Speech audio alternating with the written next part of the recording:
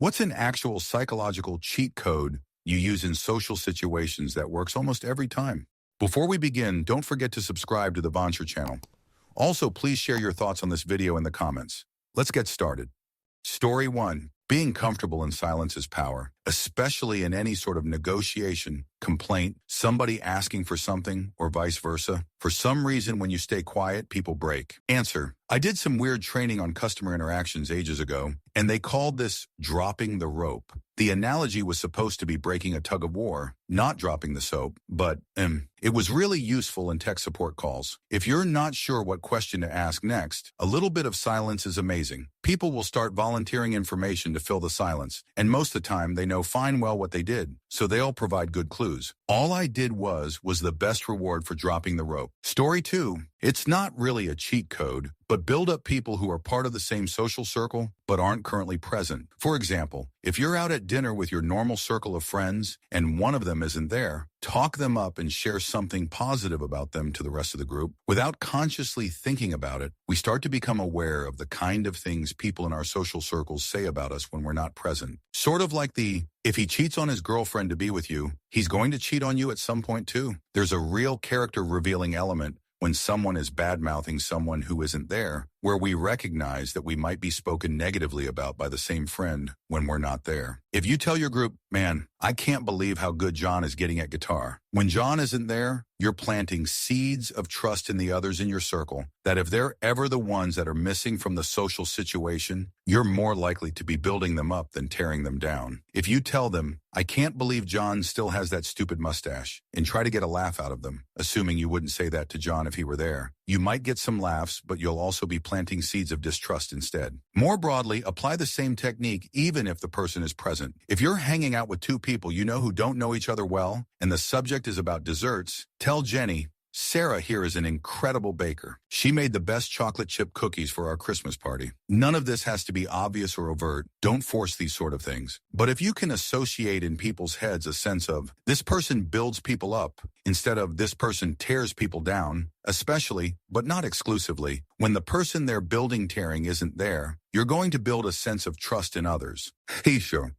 Answer. If you tell your group, man, I can't believe how good John is getting at guitar when John isn't there, you're planting seeds of trust in the others in your circle, that if they're ever the ones that are missing from the social situation, you're more likely to be building them up than tearing them down. Yes, and it has a really big bonus for John. It's much easier to believe something good someone says about you when they're saying it to someone else. John hearing about you complimenting him will feel even better than you complimenting him to his face. It's a great cheat code for parenting and managing to let people find out, or overhear, you complimenting them, their work to other people. It's much harder for that person to come up with reasons why such a compliment might be insincere. Story 3. Speaking at a lower volume if someone is being unnecessarily loud. One of my best friends has a loud voice she is completely unaware of, which can be incredibly annoying when we're in public, so I will lower my speaking volume, and she will subconsciously lower hers to match my volume. Answer. I appreciate when people do that for me. I truly cannot discern my own volume even though I've struggled to do so my entire life. I dislike to be annoying when I think I'm just speaking normally, and if someone shushes me, I feel hopeless and defeated. I am very sensitive to sound, and normal background noise sounds incredibly loud. Most people filter it out and speak at a normal volume, but I automatically increase my volume to be heard over the volume I'm hearing in my head. I think that's the mechanism that causes this. Please do know that people like me aren't trying to be awful, and many of us are actively, and I fear hopelessly, trying to correct ourselves and be normal, non-annoying people. Story 4. My hack has turned into a hobby. I look for people doing a good job. When I find someone that is pretty good at what they are doing, I make sure to compliment them, tell their boss the good news, and, if applicable, I tell corporate. It's surprising how much that helps the person, how much it confuses their boss since it's not a complaint, and how long that it's remembered. Later on, if I return to the same place, I get better treatment, and that can lead to others you are with to think better of you. Inversely, when I see others treating people badly, particularly those in a service position, my opinion of them goes sharply down. I am far from the only one like this. Edit. Thank you all for the upvotes and supportive comments. Answer. One time I was on a Delta flight, and the row behind me was being really awful to the flight attendant about something she couldn't control. They were very smug about the fact that they were going to contact Delta customer service and report her. So I pulled out my phone and also contacted Delta customer service and told them that she had done nothing wrong. She was just dealing with assholes. They wrote back and said they almost never get emails like that and that she would not be penalized because of it. I wouldn't have done it except I had had a few glasses of wine at the airport. Ha ha ha, vengeance wine. Story 5. Remember what they said to you the last time you saw them. If you last saw them a month ago, if you remember they were doing a thing, remember that thing and mention it. Answer. This is a genuine superpower of mine, but it can often freak people out, LMAO. I can remember the exact context of pretty much any social situation. I've had to tone it down on the details so I don't look like a stalker or some shoot. For example, I ran into a neighbor who I used to play soccer with. I was like, so did things ever work out with Sarah? He had no idea WTF I was talking about. I was like, Sarah, remember? It was that day we thought the game was going to be canceled because of the snowstorm. We were both running late and got there as soon as the game started. Remember we played Los Pumas, that team, in first place, and WA held them to a 0-0 draw? Then we went to McDonald's after, and you got the filet-o-fish, and I was roasting you for it, ha ha ha. Then I asked your weekend plans, and you said you were hanging out with a new woman named Sarah? He was like, how in the actual fudge did you remember any of that after a year? I have hundreds of examples like this, LMAO. Story 6. Someone doesn't like you? Give them a genuine compliment. Keyword, genuine LOL. I worked with this girl and we disliked each other. One day I just looked at her. She'd gotten her hair done. And I said, that looks really good on you. And her usual stank face went to confused so fast LOL. But you have to mean it. I did. It suited her. But your enemy will leave you alone for a while as they go ponder what chess game you're playing. Answer. I don't know about this, but I admit you're probably right. I used to work with this woman, and we were forced to share an office. We dislike each other and would trade insults all day, genuine disdain for each other. She was loud, lazy, not the brightest. I just really disliked her, and it was absolutely mutual on every level. One day while we were going at it, I sarcastically said something like, I have a lot of respect for you, or something similar. Absolutely meant as a barb insult, but she didn't catch the sarcasm and thought I was being genuine with her. Almost instantly from that moment on, her entire attitude changed, and we got along great. Like literally a single comment changed our entire relationship. I worked with her for another 4 years, and literally for the rest of that time, we got along well. I never told her I was being sarcastic. Story 7. When someone is angry, like irrationally, psychotically angry, get them to say yes to anything. E.g., are you mad? Do you want help? Do you want me to give you space? It engages a different part of the brain, and after that's engaged, you can help them with problem solving. Answer. Another great trick is to let them vent. Don't interrupt, not at the correct times, or positively respond with 1 or 2 words. When they finish, say, I just want to make sure I understood correctly, and sum up what they say. When they tell you that you are correct in your summarization, tell them, I can see why you would be frustrated, I would be too. Now you appear to be on their side, and they are much more willing to accept the answers you give them. The absolutely most important part is to stay pleasant, not neutral, and definitely not defensive. This will de-escalate the conflict within a couple of minutes. Also, if you say you will follow up with them, do it. They may not like the answer, but they will not be as angry with you because you followed up, treated them like a human being, and did what you could. This has worked in almost all cases for me. The ones it didn't, nothing was going to please them. Story 8. I pretend everyone I meet is in love with me. I mean, not literally. I'm not a complete narcissist, but I'll start conversations with strangers who give me a smile or a knowing look. Assuming they like me makes me feel more likable. I've made friends more easily in my 30s than I did at any other time in my life. Romanticizing my life is fun and gets me to act more vivacious and charismatic. It's also just good practice for higher stakes social interactions where I might lack confidence. Story 9. It's a meditation exercise. Before I go to an event, I imagine the room, the people in it, and the way I want to feel while I'm in the room. Sometimes I imagine a light sweeping over everyone like it's sprinkling good vibes. I've noticed that it makes me feel more confident and easygoing when I have some anxiety about going somewhere. Story 10. I'm not a native speaker of English, and I live in the UK. I tend to ask native speakers what a cheeky Nando's with the lads means and ask them to explain why it is cheeky. For some reason, this always fixes the situation when conversation is slow. Story 11. I have a stupidly simple one that never fails. When someone gives you a compliment, just fight the urge to brush it off or give one back right away. Instead, just stop for a second, look them in the eye and say, wow, thank you. I really appreciate you saying that. It completely short-circuits the usual awkward, "know you" dance. That little pause and genuine thank you makes the compliment actually land. It makes you seem more confident because you're just accepting the praise. And honestly, it makes the other person feel amazing because they feel like their nice comment actually hit home. It's a tiny thing, but it turns a throwaway moment into a real connection. Story 12. If you're talking to someone on the phone or online, mute yourself to avoid interrupting them. That way, even if you do say something, they don't hear it and don't get interrupted. This is pretty much a must for me with ADHD always wanting to jump in. Now, if only I could find a similar solution for in-person conversations. Covering my mouth with my hand tends to get weird looks and questions. Answer: it sounds dumb and obvious, but I find reminding myself how it feels to be interrupted helps me not do it to others. Doesn't always work.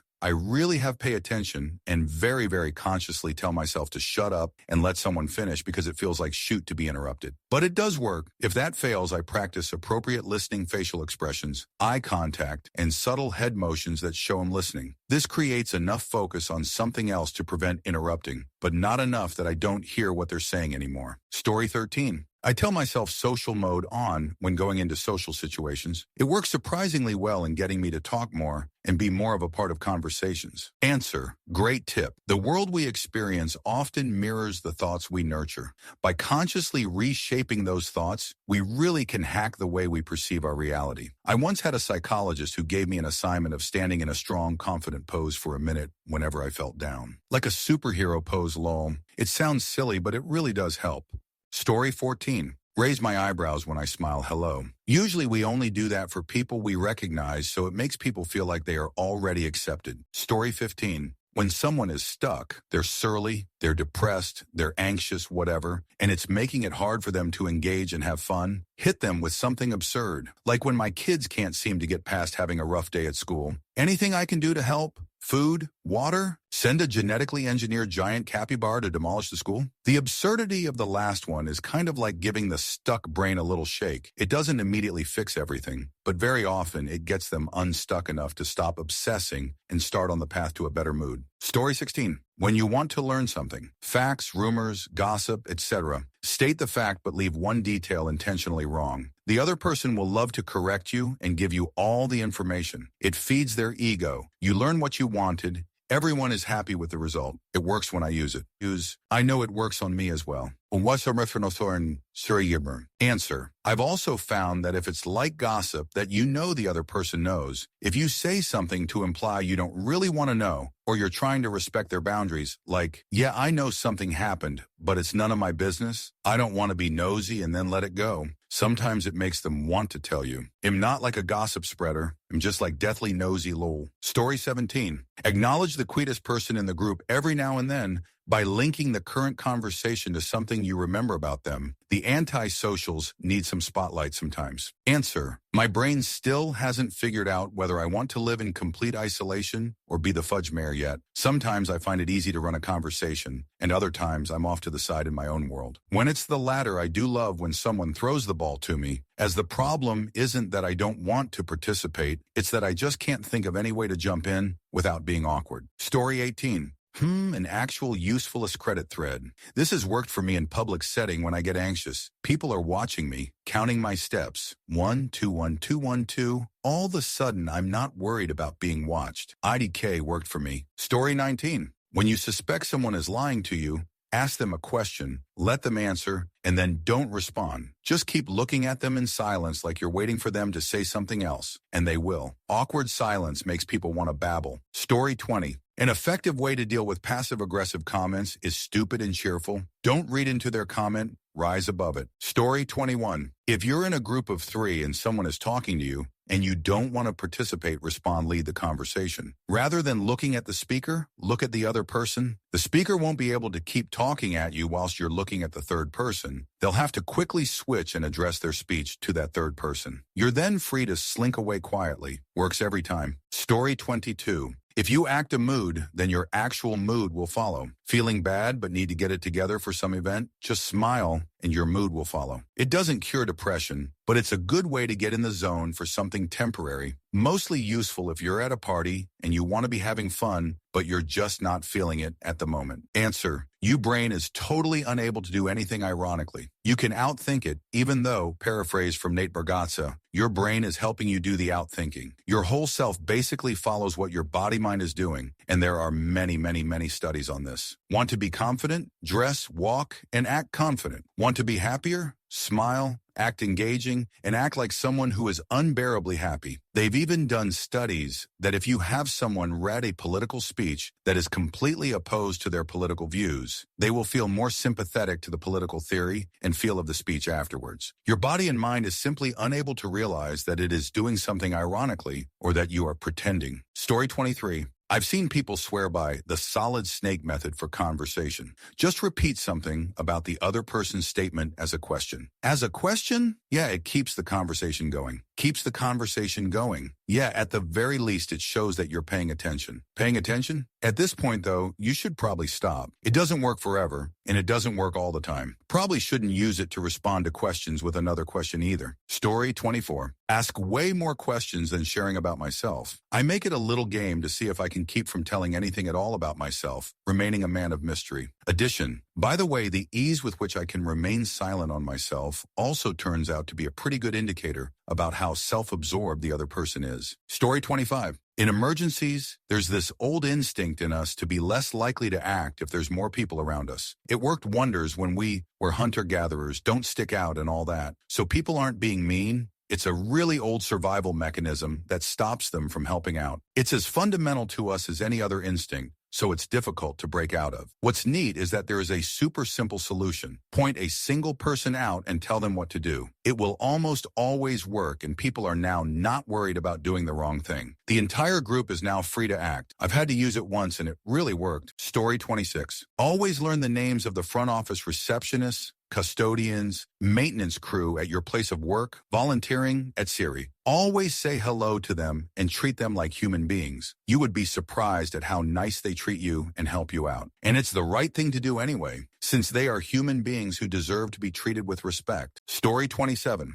It's a small one, but it comes up often enough that it's been useful. People often repeat themselves, and a knee-jerk response to someone bringing up something you'd already heard about is, "You've told me this already," which incidentally has a somewhat negative connotation to it. Instead of saying that, say, "I remember you told me about this." It's more kindly affirming to the other person that you've listened when they told you the detailed story in the past, while also serving as a gentle reminder that they've already shared it. One response makes the person feel shut down, whereas the other leaves them feeling heard. It's a small change, but it's come up a hell of a lot, and I like using it. Story 28. If someone says something rude or offensive to you, look them in the eye and ask them to repeat themselves as if you didn't hear them. 9 times out of 10, they will either back down or rephrase the rude, mean thing they said. Story 29. If you're a manager or just in general when asking people to do something, you'll get way more out of them if you say something to the effect of, "I know you're busy, but can you do X for me?" The effect of this is threefold. First, I've validated you. The work you're doing is being noticed, and I know that what I'm about to ask is going to be an inconvenience. You can further emphasize this aspect by saying something like, "But I can only trust you to do this." Second, I've set the expectation that what I'm about to ask for is more important than your current work tasks. I know you're busy, but I'm going to ask you to do this other task anyway. Therefore, this must be more important. You can emphasize this by saying something about how this is needed ASAP or for a specific client or whatever. Third, by phrasing it as a question, I've given you the option to tell me no. I've heavily encouraged you to say yes because of the 2 above points, but I have at least given you the option. This is important because it does legitimately give them the chance to confirm with you that their other tasks aren't more important. Psychologically speaking, by giving them this option, it has become their choice. They decided they would do this thing for you. It was not mandated to them. So they have a more vested personal interest in completing it.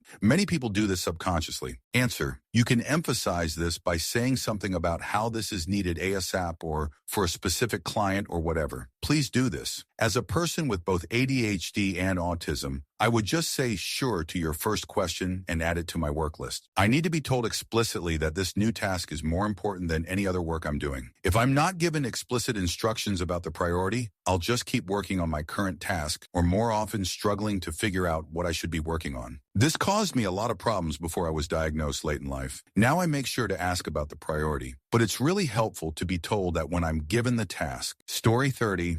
Have a hard time with eye-to-eye contact? Don't do it. Talk to their nose. You need to be uncomfortably close for people to realize you aren't looking at them. Story 31. Remembering that everyone is a human being and you don't have to manipulate them. Sometimes you can just be honest. Story 32. People love to be right and affirm they're right, but are often challenged. I purposefully say that phrase so frequently. You're right that's so right, and it makes people feel very special. Story 33. If someone comes up to you and says hi, and you can't remember how you know that person, then say, how have you been instead of, how are you? 99 of the time, they'll start telling you about something that was going on the last time they saw you, and that will jog your memory about where you know them from. Story 34. If your depression voices are being really ugly to you, make up a silly accent in your head or out loud and mock them. Make fun of them. Depending on what mine are saying, I either give them a male body part, Van Dyke faux Cockney accent because they're so fudge ridiculous, or I give them a sort of hoity-toity but whiny French accent because sometimes my brain complains about things that are insignificant in real life, but obviously earth-shattering in my irrational depression scape. Another fun thing I like to do is free-flow writing. I just let all of my irrational, sad, angry, dangerous, hurtful, etc. things down. And then I do a dramatic reading of it, again mocking my dumb little entity I call depression. It's sort of a way I bring joy into my life, but I'm kind of a theatrical and dramatic person, so it fits for me. I hope you find some relief in this. Answer. I have OCD and used a variation on this for a little while to dismiss my obsessive thoughts. I imagined a children's TV puppet-type animal, a chaotic and also overly nervous character. Unfortunately, then COVID happened. I became a germaphobe. My old OCD was more about counting, with washing rituals far more extreme than most people, which persisted long after most people went back to normal life. Because I truly believed I was doing the right thing, that not doing my COVID cleaning compulsions could actually eliminate people, it felt wrong to dismiss those fears with the puppet voice. Felt like I was laughing at something far too serious. Eventually, I was able to overcome the germ fears, mostly, but it was traditional substances and therapy that did it. Puppet voice only worked for lower stakes obsessions. Story 35. Smile often. Anytime you make eye contact with someone in a public setting or interact with someone socially, especially strangers. Story 36. Whenever something bad is happening in my life, I remind myself that one day I'll be gone, and it won't matter then what is happening now. Story 37. If you're in a deep enough conversation with someone, you can hand them pretty much whatever you want, and they'll accept it without question, so long as you don't draw attention to it. Answer. This worked for me until I realized that my ex saw me as his place to put things down. He never put things down or away.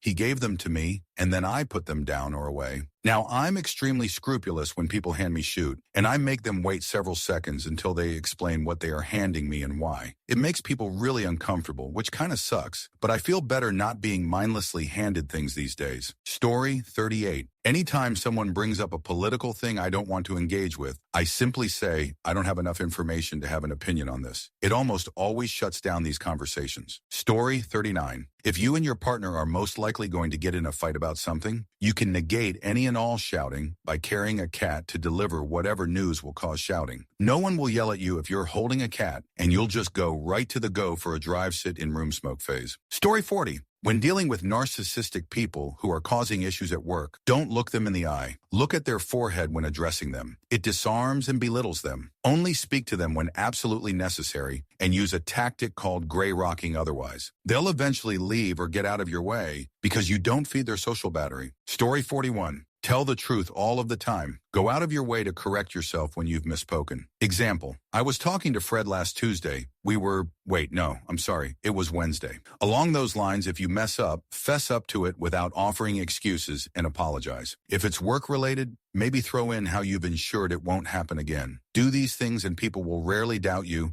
and if they do, others will stand up for you. Story 42. If you're asking a bit of an intruding question, if you'd rather not answer, please do tell me to fudge off and die in a fire. By giving them options, psychologically, they'll either answer or give a very hostile rejection, while also being grateful that you gave them a choice. It works with anything. Give them a script to say no and make it excessively hostile. Story 43. Being slightly more polite than the norm, which isn't saying much, is very disarming. Yes, sir, no ma'am is a gesture of respect, and everyone wants to feel respected. Story 44. That no one is in charge of you, and it's impossible to be in trouble with someone as an adult. Do what you want. Story 45. Every time I enter the room, I assume I'm the dumbest person in there. It's the mindset that helps me read people better and prevents me from acting self-centered. People just love to feel smarter and more experienced, and sometimes you can learn many things from them as well. Story 46. People want to be acknowledged, heard. Also, the old saying goes, everyone puts their pants on one leg at a time. Story 47. Be overly nice to customer service representatives. Ask them how their day is going. Calmly explain the situation and ask if they are the correct person to handle it. Assure them you know they are not responsible and you'd appreciate their assistance in correcting the issue. Say please and thank you. The old adage that you catch more flies with honey than with vinegar has proven astoundingly true. For the most part, representatives will bend over backwards to help a kind person. Story 48. This is probably quite specific, but as a Brit living in Berlin, I find channeling Hugh Grant is spectacularly effective. This has worked with all sorts of German bureaucracy, government, work, doctors, personal, whatever. In short, channel your very polite, self-effacing, mildly incompetent, but apologetic about it, Hugh Grant of the 90s. It helps if you can master a slightly shy look as well. I should add that I look nothing like him. I'm a 190 cm, 105 kilogallon bearded bald bloke with full sleeve tattoos. But there's something about this kind of behavior which, as I've been told, conforms entirely to the German perception of the British and which they largely find irresistibly charming. As proof, at my doctor's, one of the nurses, who is just old enough to be my mother, insists on a hug and strokes my arm reassuringly when I have a blood test. I'm in my 40s and diabetic. Blood tests are nothing special, but still her maternal instincts have locked on. To all Germans, I apologize, but now I've found your weak spot. I'll never stop it. Story 49. Silence. Just letting a few seconds pass before you answer makes people fill the space, soften their tone, or reveal way more than they plan to. Story 50. I have a little conversation hack I've been using for about 50 years. You know those situations where you're in a conversation and something occurs to you that you want to remember to say, but you don't want to interrupt and you don't want to focus on it and distract yourself from what they're saying, but you also don't want to forget it? Creaky brain. I quietly extend a little finger and just latch it against some surface like my leg or a table or wherever it happens to be, and I quickly associate the thing I want to remember with it. Brains are pretty good at that sort of thing, and then I can shift my attention fully back to what they're saying and not obsess over the thing I want to remember. It almost always works and is so much better than the "oh, darn it, there was something I was thinking of but I forgot," which not only disrespects what they've been talking about, but is also internally frustrating. Then at the right moment, it's like, oh, look, I have a flag latched here. Oh, right, something I wanted to mention. I've tried doing two things at once, but that's less reliable. But one is about 90, especially if I give it a quick little attention, refresh every now and then. Really improves conversation flow. Story 51. Eating and fear don't go together. So if you're scared or anxious, eat something. Doesn't really matter what as long as you're chewing. A being that fights for survival wouldn't stop to eat mid-fight, which means the brain is conditioned by your ancestors spending centuries to fight for survival, that if you're eating, you're safe. Story 52. Want someone to do something annoying or anxiety-producing? Don't try to reassure them with how easy it'll be. Tell them it's hard, but you believe in them. Which sounds more reassuring to you? Just take on the monthly report. It's not that hard. Don't stress about it. Or, hey, I'd like you to take on the monthly report. I know it's a big and challenging project, but I also have seen your work, and I know you can do a great job. Answer. There are things that I did perfectly the first several times I did them because I didn't know they were supposed to be hard, like make meringue. Then when my sister told me about how difficult it is to make meringue, I struggled with it for the next half dozen times before I reminded myself that I had already done this successfully twice as many times as I had failed. Story 53. When meeting someone new or doing any kind of business, always remember their first name. Take a quick note if necessary, and try to use it one time during conversation or when finishing the conversation. Thank you very much. Prestigious Use 6804. Have a nice day. Story 54. If you're about to cry in a situation where you really don't want to cry, immediately start doing difficult math problems in your head at a rapid-fire pace. As soon as you solve one, jump into a new one and keep going until you notice the physical cues for crying have subsided. Then, for the love of all that is holy, avoid direct thoughts of whatever made you emotional to begin with, Loyal. The key is the math problems need to be difficult enough that you have to stop and follow the operational steps in your head, but also still solvable for you personally. If they're too easy, your brain will give the answer without switching emotional cognitive gears. If it's too hard, your brain will disregard the question, keep you in the emotional place. This has been very effective for me when I needed to hold it together for just a little longer. Just be sure to circle back and feel those feels fully when it's safe to do so you can actually work through them. It's detrimental to your mental, physical health to constantly push them away. So don't do that. Story 55. So you know that counting sheep trick that's supposed to help you fall asleep? That never really worked for me. I've got ADHD, so maybe it's a case of not being able to keep focus because I'd find it boring and get distracted by other thoughts. My trick, though, is very similar. I just think of fun stuff and literally daydream about it, just with my eyes closed. As long as the theme topic story that I'm daydreaming about is consistent and my eyes are shut, then I'll be asleep within minutes, even if I'm not actually that tired. Works for if I'm trying to get to sleep on a sofa or on a flight or something too. I don't know why this works. I assume it's similar to counting sheep, but better suited for how my brain works. But my fiancée doesn't have ADHD and it works for her as well. Story 56. It's tremendously hard to maintain high levels of anxiety disassociation when eating really sour foods. I keep emergency sour candy on me, my bag, my car, etc., to pop in when I'm feeling particularly stressed or anxious. Story 57. In an argument, the most powerful thing you can do is remain emotionless. As the poet Vladimir Mayakovsky wrote, "But have you seen the frightening terror of my face when it's perfectly calm?" Story 58. If you're with someone and talking to a third person, and the third person keeps talking to you, but not the person you're with, look at the person you're with, and the third person will instinctively start talking to them. It helps prevent the person you're with from feeling left out of the conversation. Story 59. Not sure if it counts, but when someone makes a shoot, inappropriate joke at the cost of a minority or something, I always ask with a straight face to explain the joke, because I don't get it. Jokes like, "Everyone keep your car keys safe," as a polished person approaches. It often makes the person uncomfortable because they know their joke was inappropriate and they are too chicken to be open about it. I'm all for dark humor, but some people you just know they secretly are masking their racism, homophobia, etc. with it. Story 60. One, when someone directs anger in your direction that is either not meant for you or is an overreaction to what caused the anger, be overly apologetic and really lay it on thick. They will usually realize they were irrational in their reaction and end up apologetic towards you. 2, if someone doesn't want to give you information and is actively gatekeeping info you need after asking, instead of asking, act like you have it figured out and tell them you know the right answer and feed them the wrong answer. People are so quick wanting to correct you with the proper information, they will forget they meant to gatekeep it in the first place. Story 61. If you screw up, admit it, apologize sincerely. You can even add what you're going to do to make sure it doesn't happen again. And move on. Guarantee people will think better of you and forget whatever you did wrong. But if you lie, deny responsibility, or try to cover it up, they will never forget. I always say, I never mind admitting when I screw up, just wish it wasn't so often.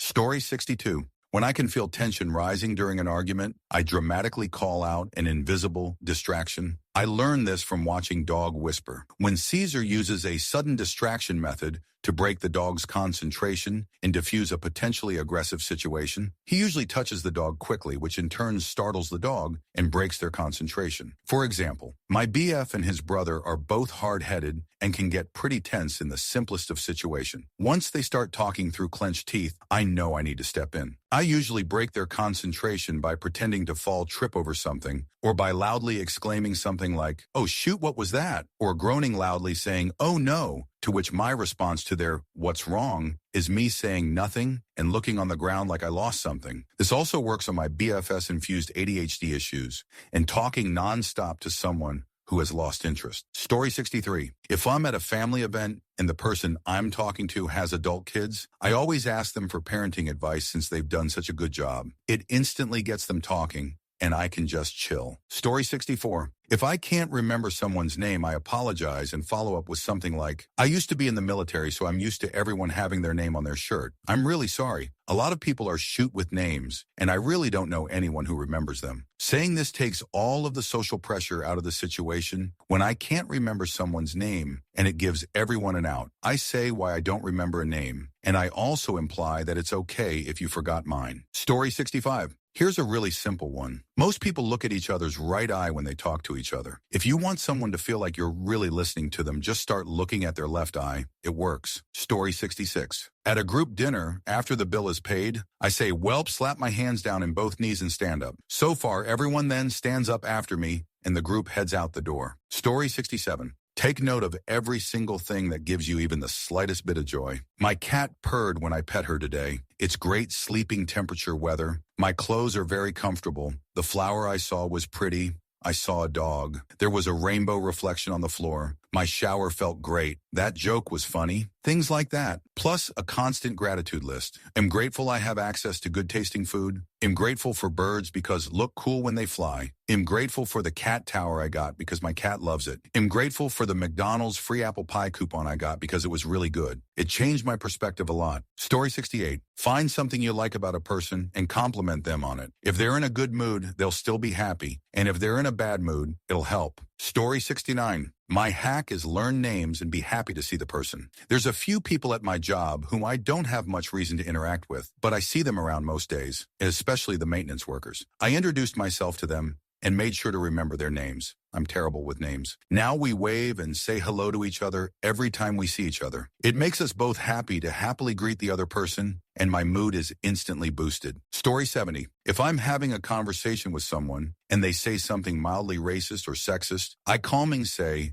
"That was unnecessary," but hold a normal energy and carry on the conversation like nothing happened. Makes them really think about what they said, and it doesn't make everything awkward and put them on defense. Some people honestly don't realize what they say is messed up. Story 71. Power posing before interviews or presentations, etc. Face yourself in a mirror and stand like Superwoman. Shoulders back, hands on hips, strong legs. They've done studies that show those who power pose are perceived to be more confident and are more likely to get higher ratings in job interviews. Story 72. If there is something going on that is important, mostly at work, and someone asks you, "Have you heard about fill in the blank?" Always answer no. That person can tell you what they understand of it, and it gives you different perspectives on the issue, different points of view, and you might even get new pieces of information that you just saying yes to the question might not be told to you because they assume you know everything. I have done this for years, and it is very effective in gathering information. Story 73. From children to adults, from friends to my boss, I don't ask them to do something because then it's a problem and causes issues and run around. I present them two doable options and that's it. I think nowadays people are in decision fatigue, so it's a lot easier and refreshing to start from a recommendation versus from zero. Do you want to brush your teeth before or after chores? Do you want me or Karen to cover the meeting? Do you want Italian or sushi for dinner? Story 74. Stop expecting people to act differently than they normally do. I used to get so mad annoyed at a couple people in the friend group for being inconsiderate, selfish, whatever negative adjective, and I found it made me into a worse person to be around them. Eventually, I just changed my internal image of the person as insert name is just selfish sometimes. That's part of who they are, and somehow that not only made me happier, but it made me like them more. I could then see the positive aspects to the person, whereas before all I could do was focus on the things that annoyed me. Story 75. When dealing with someone who is frustrated at work, I just agree with their feelings until they are calm enough to start addressing how to move forward to resolve the issue. Otherwise, they just want to keep fighting. Story 76. I'm shy and anxious. I love meeting and talking to new people, but am not the best at initiating. When going out and feeling wallflower-ish, I'll take up my position against the wall, but also survey the people in the room. Then I'll find something I like about every person. Nice shoes, cool jacket, great smile, etc. This unconsciously makes you appear warm and open, instead of eyes downward and uninviting. More often than not, someone will walk up to me and say hi. Then I've got a nice thing to say back. "Hi, your shoes are amazing." Story 77. Speak to strangers strangers as if you have already met them and they are you friends or at least acquaintances. Within reason, of course, don't be giving them hugs out of nowhere. I find it reduces the awkwardness. Story 78. When people make really nasty racist, sexist jokes and remarks, I pretend I don't get what they mean, and I ask them to explain it to me. It usually takes the wind right out of them, and they stop talking to me. Win-win. Story 79. Acknowledge a line assure. I understand your concern. I'd feel the same way in your position. I assure you we'll find a solution. Story 80. When someone is defensive or standoffish, I will ask for their advice on something small, even if I already know the answer. People relax fast when they feel useful instead of judged. It flips the dynamic from tension to helpful teamwork almost instantly. Story 81. What works almost always for me is for any customer service call I have to make. Always make the other person on the line feel better, or at least make the convo friendly. And alas, problem solved, fast-tracked. Story 82. Every time I feel insecure, I think of the dumbest person I can who has done what I'm trying to accomplish and think, well, if that idiot can, so can I. Story 83. When you're walking and you're approaching another person walking towards you, look in the direction you're walking in. It will make the other person move over. If you just look at them, you do that awkward this way or this way dance. Story 84. One of my biggest social pet peeves are interrupters. Someone who just starts talking when someone else has clearly began speaking. Whenever this happens to me, I don't let the interrupter stop me. I just keep talking, unfazed. Even if we both talk at the same time for a while. I don't care. Just my way telling that person to shut it. Typically works. Story 85. There was some bit on NPR years ago about how if you smile at someone, it's possible you're the first person to smile at them all day. I work in the service industry. Smiling at everyone does loads for tips. And in social situations, many people try to be nonchalant or low-key. Here's a motherfucking smile coming your way. Boom, Lord of Sunshine. Story 86. I don't know if this is really a cheat code, but I always make sure to ask anyone helping me out anywhere how their day is going. Cashiers, servers, anyone. It's amazing how much their tone and overall demeanor changes when another person just treats them like an equal human being. I love it. Story 87. When someone says something that is racist or sexist, rather than trying to correct them, I say, why is that? By making them explain it, they come to realize what they've said, and it becomes very awkward for them. This is especially good in a workplace settings and in groups. Story 88. Many of the concepts mentioned in the replies are echoed in How to Win Friends and Influence People by Dale Carnegie. Best book I've ever read, worth its weight in gold. Story 89. Just not giving a fudge. Not giving a fudge about who I impress is a good baseline. Not giving a fudge what they think goes a long way. Not giving a fudge about how I come off can be risky. Not giving a fudge about who I offend steps into some risky territory, but it can be cathartic. Story 90. I saw a Simon Sinek lecture on this, and his best advice was to be curious. Ask questions, let the other person answer, then ask more questions. Connections are made when you help the other person feel important and keep your own experiences to a minimum, unless they ask. He based this on his attendance at Steven Spielberg's father's 90th birthday party. He had a ton of questions, but Steven kept asking about him, Simon, and showed genuine interest in his responses. Story 91. Let people retell stories. You may remember, but they may have genuinely forgotten they told you. I had to teach myself this. I used to be annoyed every time someone repeated themselves with the same story. Edit hack, because starting a conversation annoyed or rudely, the way I did, telling the person, you already told me that, can make people not like you. Story 92. During the awkward wait during checkout at the DMV, parts store counter, school registrar, or anywhere the person you're interacting with is using a computer, make an idle observational complaint about computers being a pain. All it takes is computers. Am I right? Always being difficult. Everybody loves to dislike on technology for being frustrating or slow. Instant camaraderie every time. Story 93. Use the word we instead of you. We need to do the thing when I really mean you need to do the thing. Works even better when it's we made some mistakes when I really mean you made some mistakes. Story 94. Ignore bad behavior and promote good behavior. It's a trick from training animals. Responding to bad behavior with people you can't reason with simply reinforces that behavior. Ignoring it is like magic. The behavior often comes up far less, if at all. When you respond to good things' behavior, you reinforce it and it occurs more often. It's pretty wild. It really, really does work. Story 95. When dealing with people whose help you need to access a bureaucracy, use the 4 Cs. Cute, courteous, confuse context. Look presentable and professional. People judge you based on looks and look like you're put together. Be polite, obsequiously. Ask how their day is going. Be patient.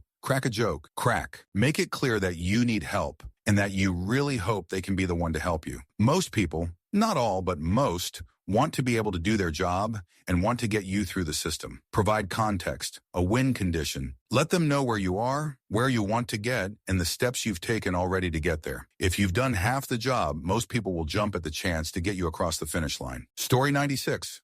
If you want to make a good impression on someone, whether you like someone romantically or just want to be someone's friend, the key is to make them feel interesting and cool. We often get hung up in trying to make ourselves seem interesting and cool, kind of like, hey, I'm really cool. Look at all this. You should talk to me more. But psychologically, people love to talk about themselves. So if you can make someone else feel good when talking about themselves, chances are they'll want to talk to you again. Story 97. Thank people for the behavior you want to see. Example, if I'm running late, instead of apologizing, I'll say thank you for being patient with me. It primes people to want to be patient instead of getting mad. Works great. Story 98. Speaking in a calm, measured tone with a little bit lower volume than normal enrages entitled or otherwise unreasonable people. Many know how bad it makes look, and they find their inability to control themselves very frustrating. The rest are just frustrated at their lack of ability to control the situation. Cops in particular really dislike this. Story 99. Endure the silence during difficult conversations or negotiations. Don't be the first to talk. Don't fill in the silence with words. There is power in making the other person talk first. Story 100.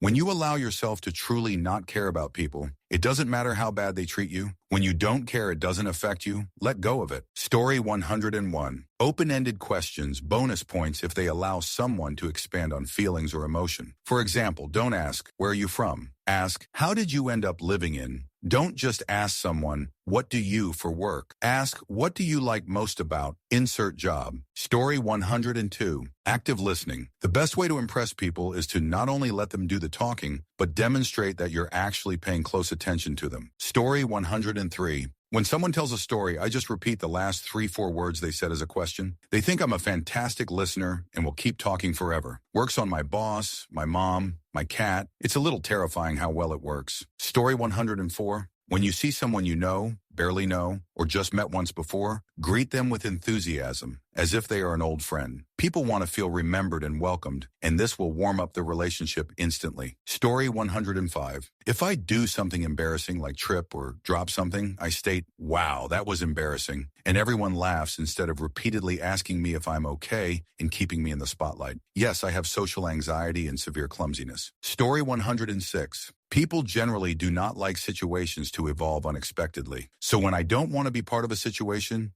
I react unexpectedly and I can withdraw. Works really well with road ragers. Story 107. Say thanks instead of apologizing. For example, you're running late to meet a friend. When you make it, say thanks for waiting. I'm so happy to see you. Instead of I'm so sorry, traffic was terrible. It reframes the situation and will make the other person react more positively, and you're not constantly apologizing for minor things out of your control. But you should use this for minor issues and inconveniences, not serious situations. Story 108. I use the Costanza method at work and try to look annoyed all the time. When you look annoyed, angry, people think you're busy and leave you alone. Story 109. Kunamum. If I'm uncertain about someone's vibe or intentions, I act stupid but agreeable while observing them and see what they tell me. Also, if you're having to talk to one person who's being difficult or that you don't really trust or like, always talk to them like you're speaking to a group of people, like you're being watched. It just prevents you from saying something you'd regret or that could come back and embarrass you.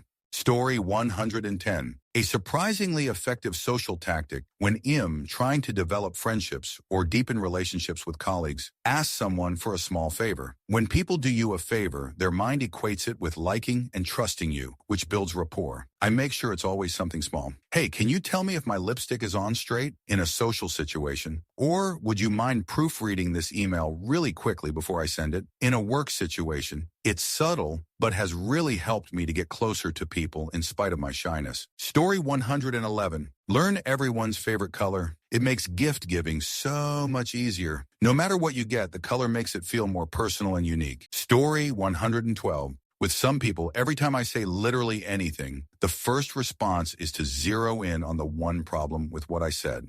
So now with certain people, I say the opposite of what I really mean, and then sit back and let them make my case for me. Story 113. I've learned while I worked as a stage manager that employees are much more likely to do something for you if you make the noun the item rather than the person. For example, I'll say it as, this chair needs to go to storage, rather than, could you move this chair to storage? Or, you need to move this chair to storage. By making the inanimate item the noun, the people you're talking to will be more likely to take the initiative to move the chair to storage. I don't specify how the chair needs to be moved, just that it needs to happen. Story 114. A smile and a nod when you're listening to someone is a lot better than cutting them off to say your piece. Story 115. There for a while, I got all of my MAGA family to shut up about Trump whenever he came up by mentioning that I hadn't seen Yellowstone, would immediately redirect the conversation to why I had to watch the Boomer Breaking Bad riff. Story 116. Used the spotlight effect trick at a work party. It kept reminding myself no one's actually watching me. They're all thinking about themselves. Ended up chatting easily, and someone said I seem confident. Wild how well that works. Story 117. Every time someone asks me a question that's none of their darn business, I reply with, why do you ask? That puts them off balance while they try to figure out how to answer. I change the subject or just say, cool, and walk away. I firmly believe that nosy, invasive people deserve whatever snarky response they get. Story 118. If people are talking too long and won't take a hint, accidentally drop something on the floor, a pen, spoon, whatever little thing is nearby. After you retrieve the object, it always seems easier to change the subject. Story 119. When playing rock, paper, scissors,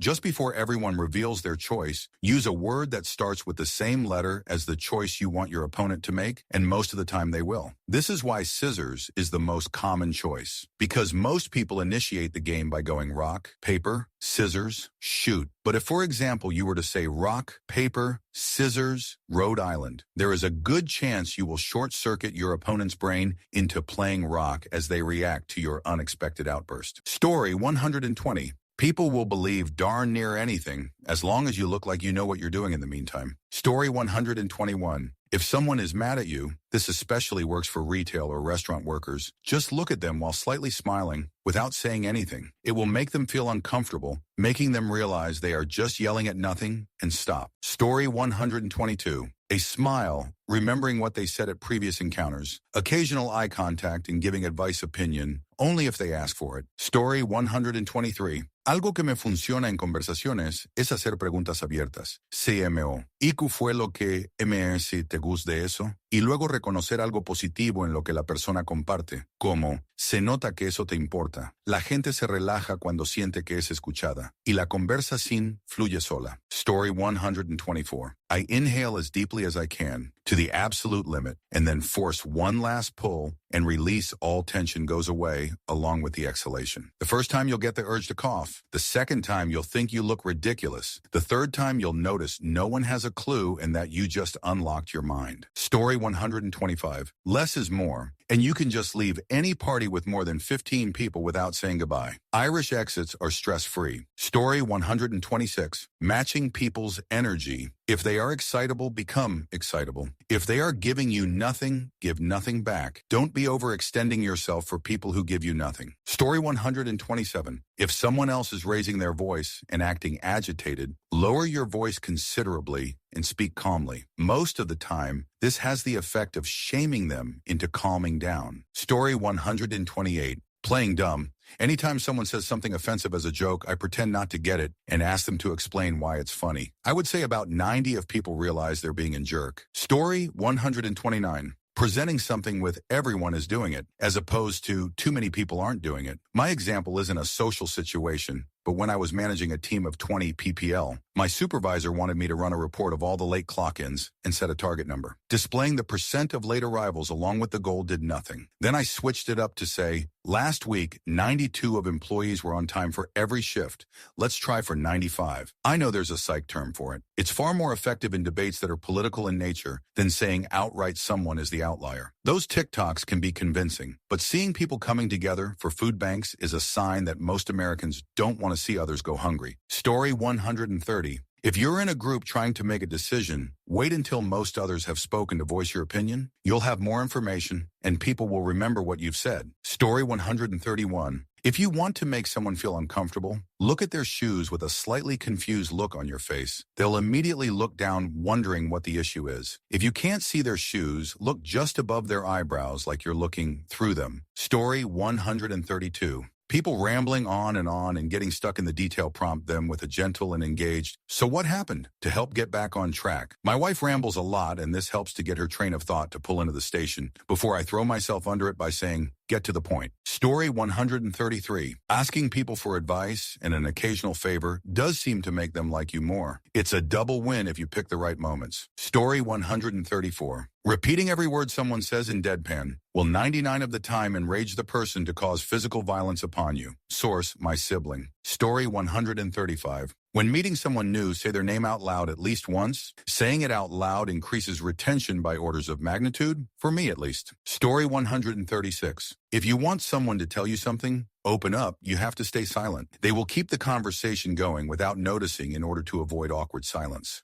Story 137. To get people to think positively of you, rather than the typical, "How are you?" ask a specific throwback question related to something they previously told you, e.g. if they mentioned it was their kid's birthday last month, ask how it went. Try to remember the kid's name. If they mention car trouble, ask how the car is doing. I find people respond really well to that, as it shows you've listened before, remember details that matter to them, and have the empathy to want to know. Story 138. I'm lucky to be very good at small talk, especially at parties or small drinks with friends and strangers. To make people like me fast, I keep talking with beyond about 10-15 minutes and just keep the focus on them. Ask open-ended questions. Have them provide the information. Make them feel important. Works wonders every time, and sometimes you really make a good friend along the way. Story 139. Give children two options that are acceptable to you. Never give them an open-ended question, like, "What do you want to eat?" Tell them, "Do you want pasta or rice for dinner?" Children will be least likely to be fussy about it. Also works on adults to a limited degree when asking what they want to eat and none of them can decide. Story 140. New people find you more approachable, more comfortable to be around after you make a small mistake. Accidentally mispronouncing a word and fixing yourself, or telling an embarrassing story about yourself. It makes you seem like less of a threat and more human, and they'll feel more comfortable speaking to you. Story 141. Say a few positive things about someone giving you trouble, but never to them directly. Never too much. Always something true. It will get back to them eventually, and your problem goes away. Possiep is quite powerful. Story 142. If you want to change the subject, just start talking about food. "Hey, what was that one sandwich place we went to that one time?" Works almost every single time, no matter how abrupt your interjection is. It isn't going to work to get out of like a one-on-one breakup talk, but if it's a room full of people talking politics or religion, and you know it's going to get heated fast, start asking questions about food. Might be really handy for a load of people with Thanksgiving coming up. Story 143. In retail, when someone is mad, I just pretend I don't notice, or that I'm too dumb to understand that they're upset, and act super nice and bubbly, and 9 times out of 10, they forget they were even mad within like 90 seconds. Story 144. If you want information from someone, be silent. It makes many people so uncomfortable that they want to fill the silence. Story 145. As an icebreaker, ask if they prefer creamy or crunchy peanut butter. Most people categorically love one over the other. This applies to Americans at least. If they don't, they find the question amusing. Story 146. Mirroring, both physically and in conversation. I can relate to anyone. Have a story about being broke and homeless. Man, I lived in my truck for about 4 months in my early 20s. Have a story about being rich. I just had the best month I've ever had and made just under 140K, etc., etc., etc. Relationships and relatability. Also, for some reason, my southern drawl comes out more in social situations, according to my ex-wife. Not sure why, but I guess it adds to the charm. Story 147. 1. If you are in a group and a joke is cracked, people would instinctively look at the person they feel closest to when laughing. 2. When you join a group, the people who actually want you there will turn their toes towards you and properly face you to kind of include you in the conversation. Those who don't want you to join may just look at you, no feet involved, reply, and go back to talking. You can find your people in that group. 3, to make someone like you in a new setting, ask them to help you with something small, and don't forget to thank them. Story 148. Subtlety: mimic people's mannerisms and body language back to them if you want them to like you. Using my friend to refer to someone, even when they are strangers. You can follow me right this way, my friend, for example. Your next interactions with them will typically be positive and they trust you more. Apologizing and being accountable also works wonders. Story 149. I ask people questions about themselves. Not too much small talk or broad stuff, but also not too personal either. Instead of saying, "What have you been up to lately?" I'll ask, "What kind of activities do you get into outside of work?" People like to talk about themselves. Story 150. I treat everyone as if they're a long-lost cousin who has been out in the world doing amazing things, and I want to hear all about it. Story 151. When you apologize to someone, there is a point where you might feel the need to justify your actions. You might say, "I'm sorry, but it's not my fault because," or "I'm sorry, but you should have known that," or some other justification. All this does is give the person you're apologizing to an opportunity to disagree with you, and then you've gone from apology to argument. Instead, just say the "I'm sorry" part and just stop. Don't explain. Don't justify. Just say you are sorry and you feel bad. Then stop talking. They can forgive you or not, but at least you are not giving them ammunition to argue against you with. Story 152. Asking people questions. When you ask questions, they end up talking all about themselves and diverts the tension away from you, in which you don't have to say anything fun. Story 153.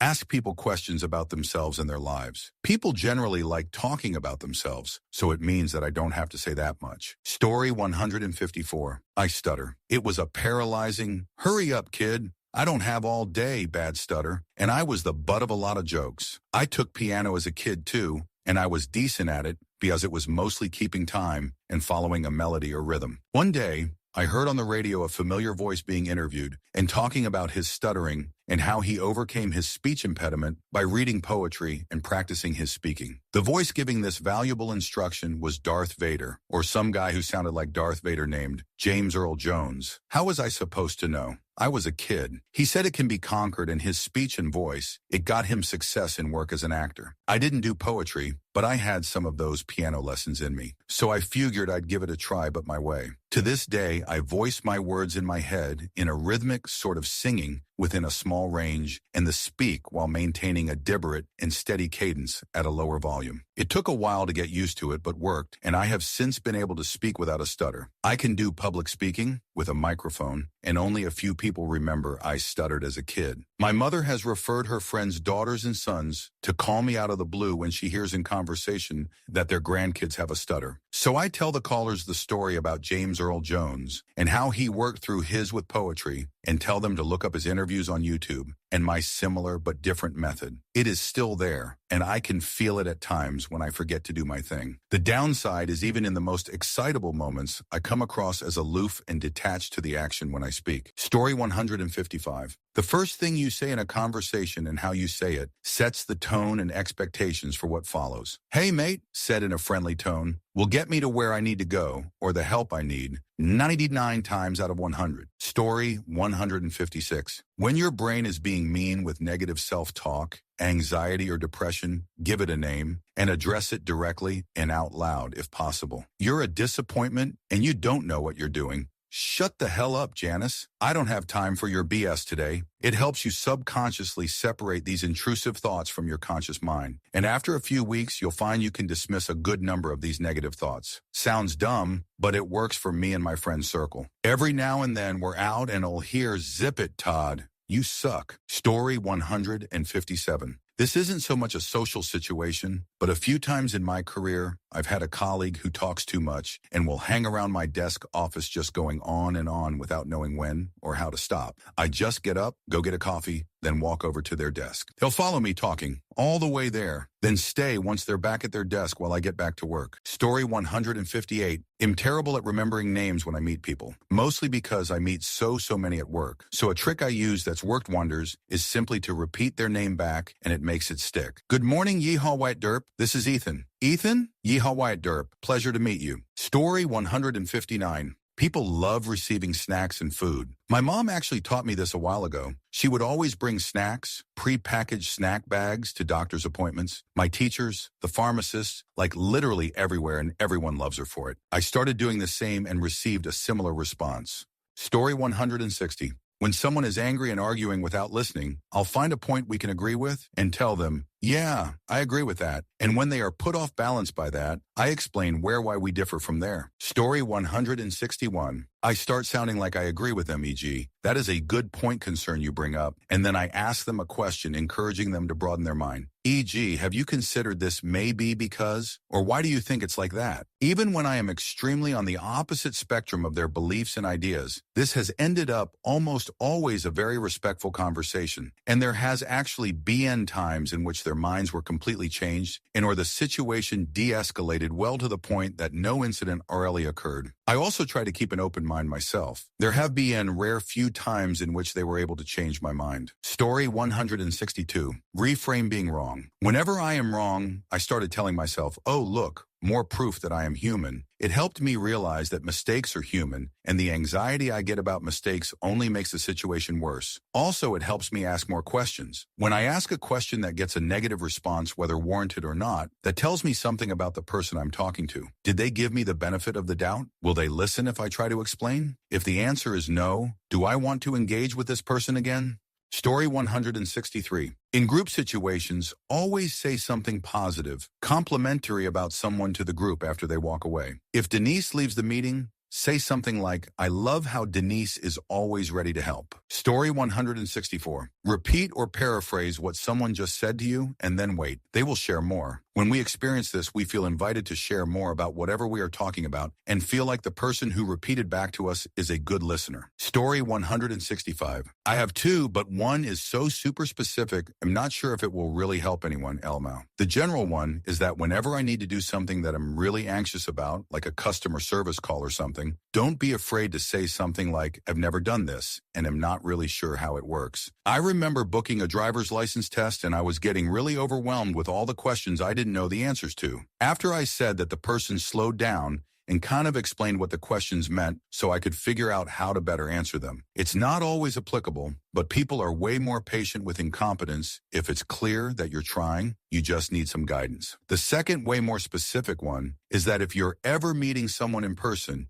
who you've only spoken to online prior, and you aren't certain you remember their real name, do a comedically overly formal introduction, including your own name, that they almost certainly know. Like offer them an exaggerated handshake and in a joking tone say, hi, my name is Name. You will often get a response in kind like, oh, hi, Name. My name is their name. Story 166. If someone is angry at you, be more angry about what they are angry at you about. Neutralizes the anger. This assumes you have no ego and are more interested in diffusing the situation versus being right. That's it for this video. Don't forget to support Vancher and my second channel, Vanchus.